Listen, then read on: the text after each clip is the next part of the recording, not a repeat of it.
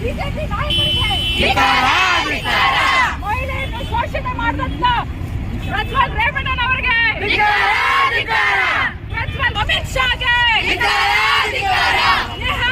ವಿಚಾರದಲ್ಲಿ ರಾಜಕೀಯ ಬಣ್ಣ ಬೆಳೀತಾ ಇರುವಂತ ಪ್ರಹ್ಲಾದ್ ಜೋಶಿ ಅವರಿಗೆ